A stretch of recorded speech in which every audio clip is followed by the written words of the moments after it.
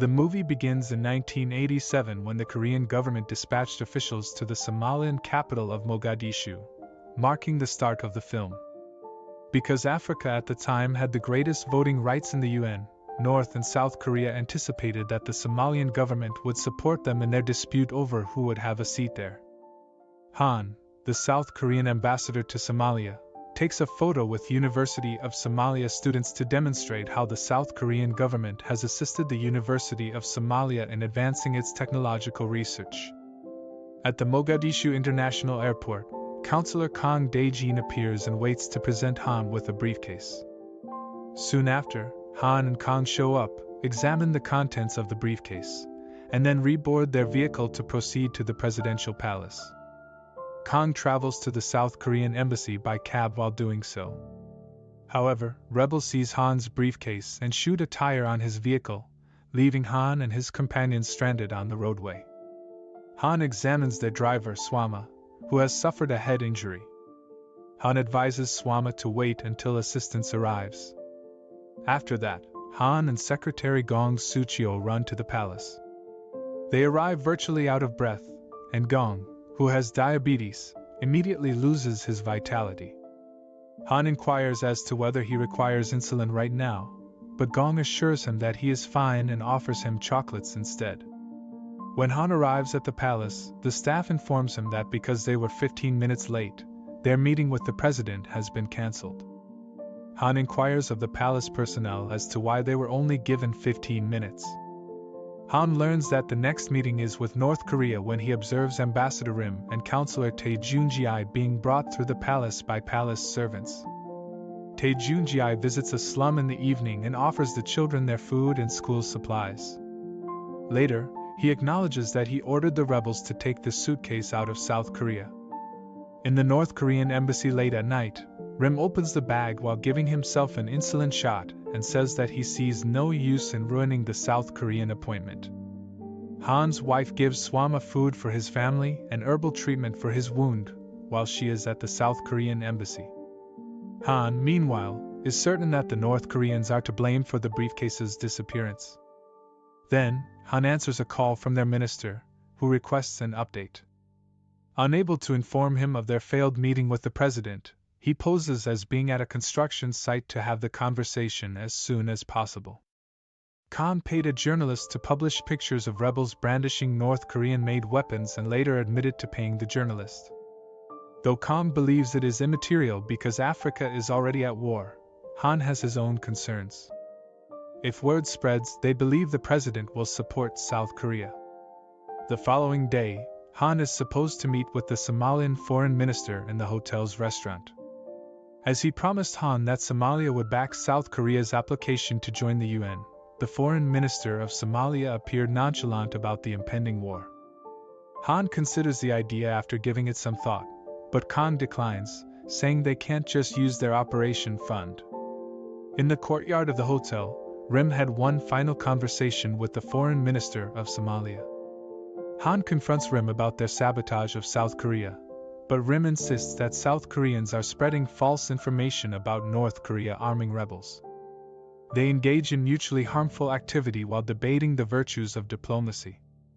Then, suddenly, shots are fired, and explosions happen outside the hotel. As rioting guards demand the release of their Islamic bosses, the civilians take charge. After citizens set off smoke bombs in the courtyard, Rim, Han, and the counselors seek safety inside the hotel. In the South Korean embassy that evening, Gong, the translator, the female employee, and Han's wife prayed for their protection. They check on the doorbell while praying. Gong carries Swama to their room when they discover him on the ground covered in blood. Swama is a rebel, they learn after cleaning him thanks to his handkerchief. A Somali police squad approaches the South Korean embassy's gate and requests access to the building to search for one of the riot's organizers. On time, Han and Gong come and warn the cop that the police cannot just walk onto Korean government property. If the police unit doesn't stop pestering them, Han threatens to contact the police chief. Han then displays his ID when the cop requests one. Following the police unit's departure, SK's secretary reveals Swama's true identity. He leaves the room as soon as they enter it to see him. Swama runs away in the meantime, but the cops catch him after giving him a severe head blow. While the police ignore him, Swama perishes on the highway. The president's dictatorship was challenged the following day by protesting citizens. While the general of the United Somali Congress sends faxes carrying the truth to all embassies, the embassies assist the president's regime in repressing Somalians' rights. They think that by eliminating the president, an unethical and corrupt administration will be eliminated. Whether they are allies of Somalians is up to the embassies to decide. Kang is currently snarled in traffic because of the chaos on the road. Civilians are fighting over food, while the police are abusing defenseless people. After verifying his ID, a guard grants him passage. Han eventually spots him amid the traffic and informs him that the travel agency, banks, and offices are all closed in addition to the Somalia FM leaving the nation. The pair chooses to go back to their embassy. People on the street are protesting and accusing the cops of being attacked. They walk by the Korean embassies while hurling stones and setting fire to their entrances. In their respective embassies, the employees of SK and NK simultaneously burn all documents pertaining to the Somali government. They lose contact with everything outside, including their phones and connections. Khan advises that the SK staff broadcast a recording of the community event over the loudspeakers to let the Somalian know they are friends. The military of Somalia suddenly drives up in tanks and starts shooting at every civilian in the street. Both the NK and SK embassies were scarred by the aftermath. The general will reward whoever captures or reports the president and his officers, and anyone seeking safety and protection can surrender to us now, the USC announces that night as both embassies listen to radio transmissions from the USC. Khan then explains that what is happening outside is a civilian uprising and not a civil war because insurgents are still not participating.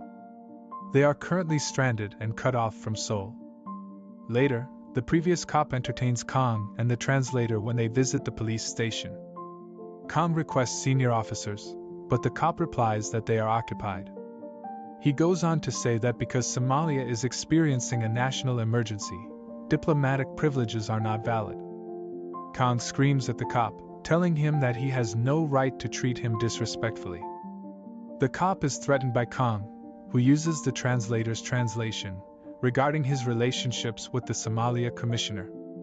Somalia's police make a meager salary, and if insurgents take over the embassies, there won't be any extra money to help the officers feed their family. Finally, Khan is able to persuade him to provide them with police protection.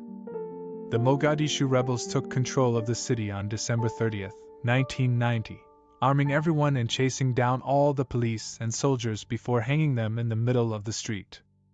Tourists are waiting for an evacuation plane in the airport. The SK team tries to get in touch with the Korean embassy in Kenya but is unable. Later, all airports in Somalia are shut down by the government until other nations send planes to pick up their citizens. RIM and the NK personnel are left at the NK embassy with nothing to eat. The defense official in charge of issuing travel authorizations fled the city, but the NK counselor promises that his informants will find some for them. The NK counselor ultimately runs into the rebel leader who had previously given the order to grab the briefcase. Unfortunately, the rebel leader deserts him, robbing the NK embassy of its last possessions, including RIM's medications. Children who are clutching weapons that are larger than them are also taking part in the raid. The NK counselor makes an attack on the rebels but is ultimately defeated. Before departing, the rebel commander advises the NK counselor to go quickly or else his brothers will pursue them. The rebel leader stops his brothers. They arrive at the China embassy only to find it has been searched. Then they make airport plans, but because they are traveling with kids, it is hard to carry them out. Suddenly, children revolt and barricade them while pointing firearms and making noises that sound like rattling. As NK staff follows, NK kids pretend to be shot dead since they are aware of what the rebel kids are doing. To scare them and giggle as they flee, the rebellious kids suddenly ignite the ceiling. The NK personnel departs right away and arrives at the police-guarded SK embassy. Rim is requesting assistance from the SK embassy in order to survive, but the NK counselor believes he is doing so in order to convert. Rim cautions him not to second-guess his plan if there are no other choices. Staff at SK may hear police gunfire in the background.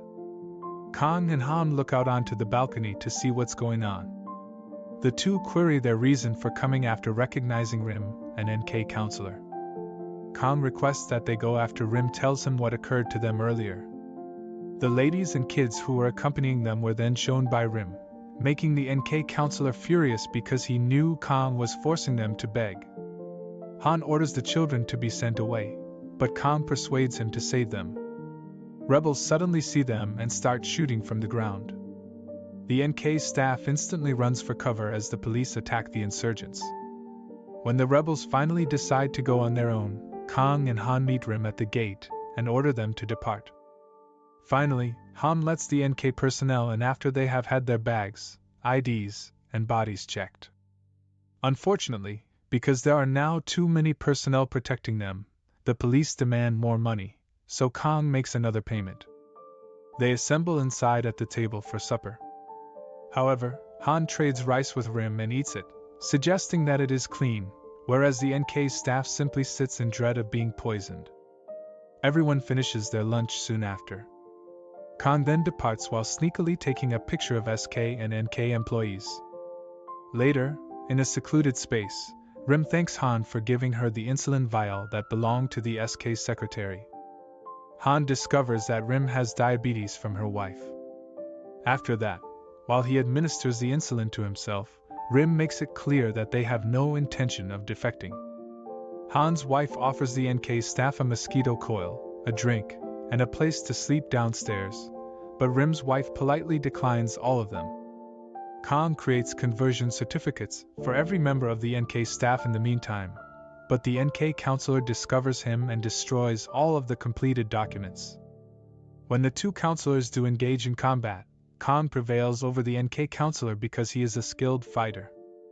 Both groups briefly notice the two counselors arguing. NK counselor reveals Kang's activities. Kang argues that NK employees must convert to stop breaking the national security law. The NK personnel cannot be converted because there is no active insurrection, according to Han. Kang then inquires as to why the NK employees should even be protected in the first place. The NK counselor steps in and says the police they hired left them.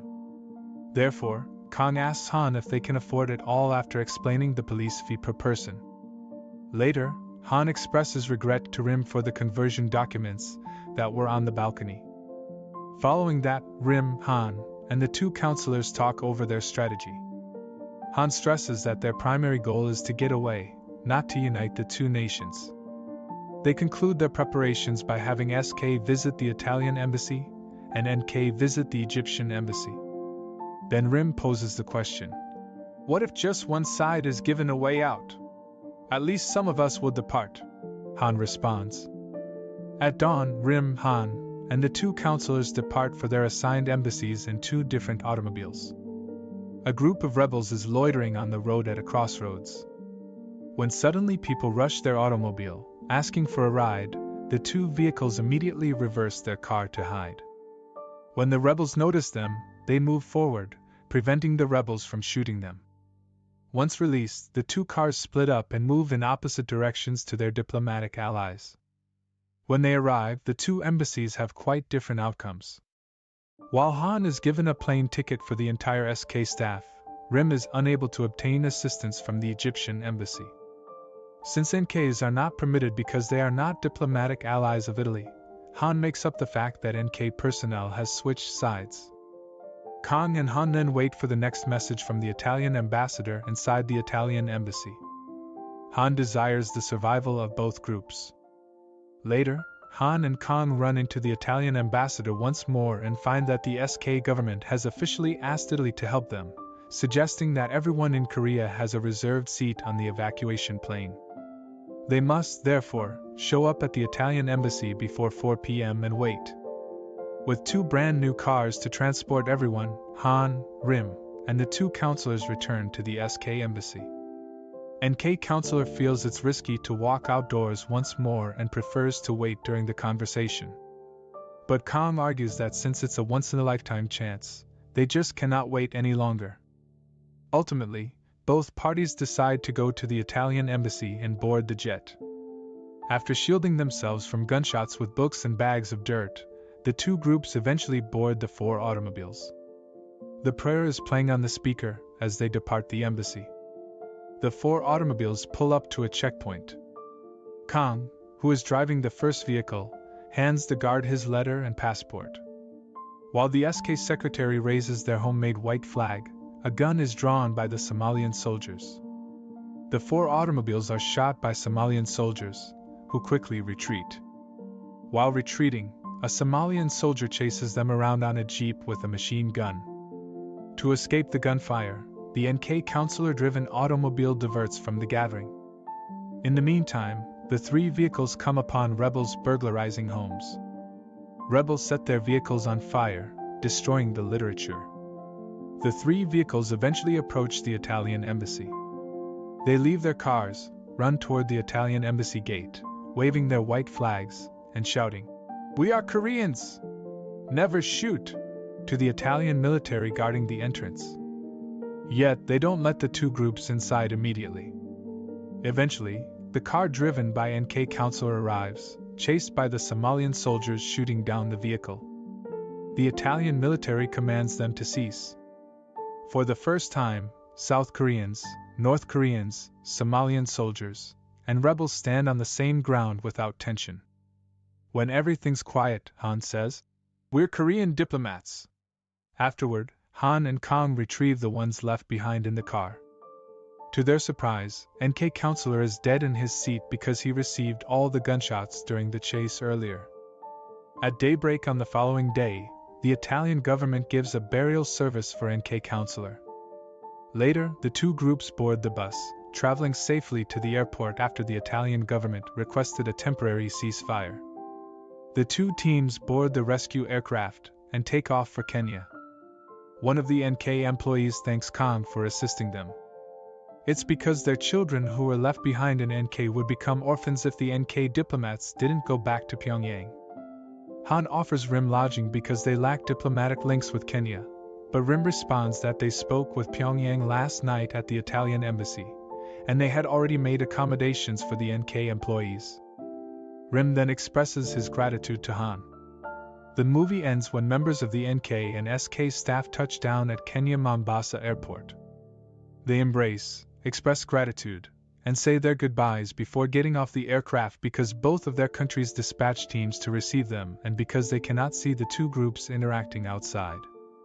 The 2 groups disembark the aircraft while acting as though they had never met and are greeted by their respective teams. In the end, the 2 teams ride their vans in different directions.